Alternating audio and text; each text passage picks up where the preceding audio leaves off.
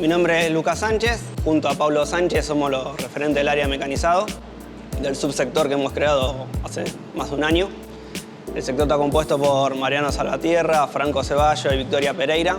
En el turno tarde también está Franco Marinangeli y Nicolás del Giglio. La idea del subsector surge para tener un índice de lo que era el tema tiempos y poder coordinar los proyectos y también la solicitada de otras áreas. Logramos, mediante planillas, Excel y coordinación con la Oficina Técnica de Automación, poder dar fechas, entrega y cumplirlas.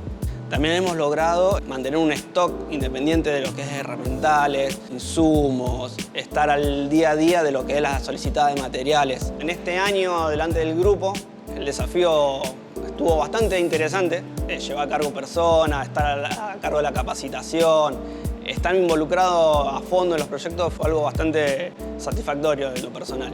Lo positivo es que esto sigue creciendo día a día y la proyección es crecer aún más, lo más pronto posible. Mi nombre es Mariano Salvatierra. Hace 3 años que estoy acá en la empresa.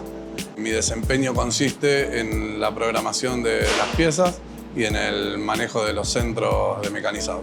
Mi nombre es Franco Ceballos. Ingresé a la empresa hace aproximadamente 2 años y medio para realizar la tarea de auxiliar a los chicos en lo que es en los cortes por hilo, láser y todas esas cosas.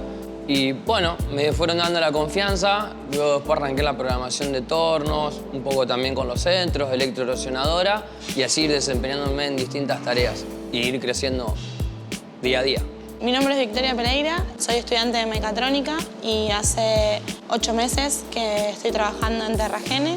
Estoy como auxiliar de ellos también.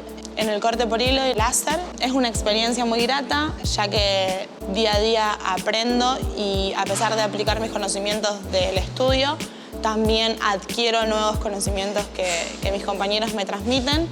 Me siento muy cómoda en el grupo de trabajo y bueno, a seguir aprendiendo.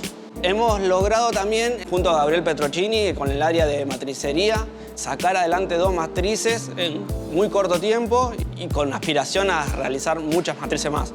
Así que el sector viene creciendo fuerte y derecho.